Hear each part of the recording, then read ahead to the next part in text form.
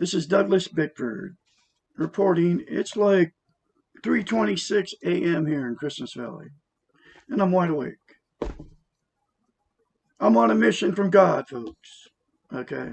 And my mission from God is to tell you, okay, to look yourself in the mirror and say, I love you. It will change your life dramatically, okay? And I'm here because that one simple concept came out of a book. It's called The Portable Therapist by a doctor of psychology. Her name is Susanna McMahon. I don't know when this book was written, but she wrote 5 books. This was the first one. Okay. That one little simple concept will change your life. I guarantee you. Nobody teaches this one simple concept. And I'm here because of 4 failed marriages, a lifetime with no self-esteem, and that's why Douglas Bickford is teaching self-esteem on YouTube. Now, once you attain self-esteem, self-love, you will attract the same kind of people.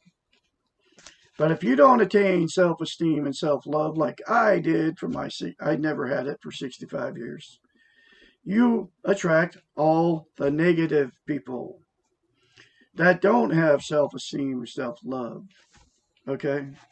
So if you want a healthy relationship, you have to have self-esteem, self-love. And that's what this whole book is teaching you how to have self-esteem. Now, you can get the book. It's in the link below. Okay.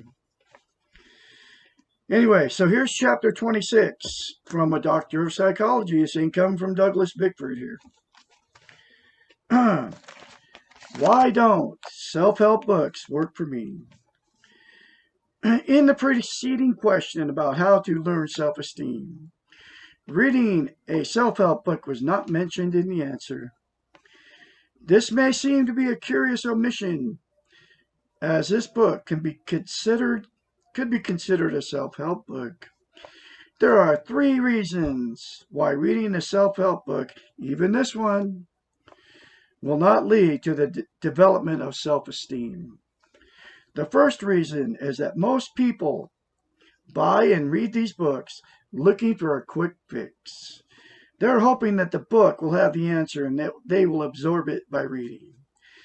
Most of the self-help books do have the answers in some form or other, but the very nature of self-esteem is living it and practicing it, and these skills cannot be acquired by simply reading them. They must be learned by activity and practice. Self-esteem can only be internalized by practice. It cannot be handed to you, and it cannot be acquired by reading about how someone else learned how to do it. This does not mean that self-help books are not valuable. They are, or I would not be writing one. But they are valuable only as a tool to be used. Reading alone will not do it. Reading the books to learn that you are not alone and that others have been where you are and have learned to change, and that change is possible, helps you to keep at task.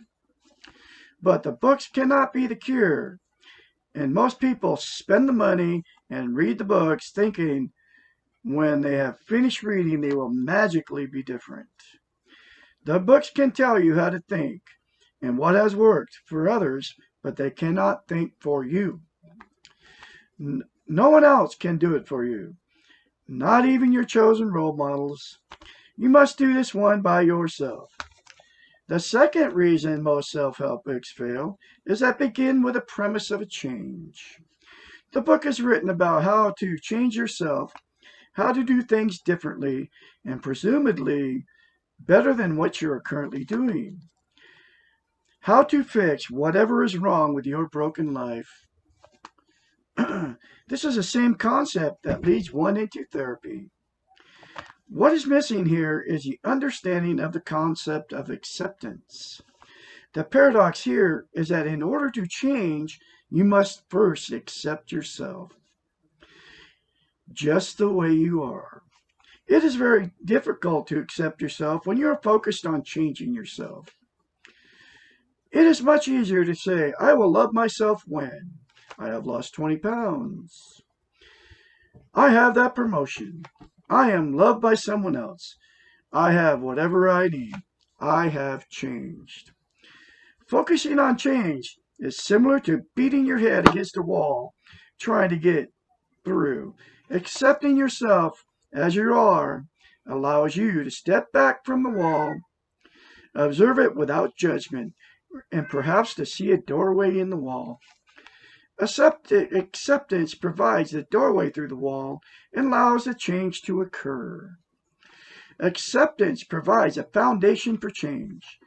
The very nature of most self-help books is to imply before you begin, you must change in order to accept yourself. This leads to the third reason why self-help books fail.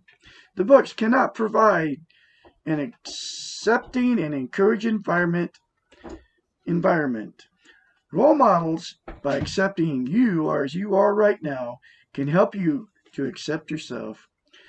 They can only provide the observing eyes to help you look at yourself and find the doorway to change. It has been mentioned that you must do the real work yourself, and that learning self-esteem can be a painful process. Your role models can help you to accept yourself and provide a supportive and facilitative environments for change to occur. The self-help books, including this one, can supplement the learning process. They can best be used as one of the several tools, but they cannot be the only tool in learning self-esteem. There's another powerful chapter for you, folks. Remember to say I love you in the mirror daily. Watch my videos. Get the book. It's in the link in the description of this video. And watch my next episode, because I'm going to continue to teach the concept, the one simple concept of how to love yourself and attain self-esteem, which is to look yourself in the mirror and say, I love you. That's it. You can get a hold of Douglas Bickford at douglasbickford753@gmail.com if you want to get a hold of me. I'll have more later for you. All have a great day out there.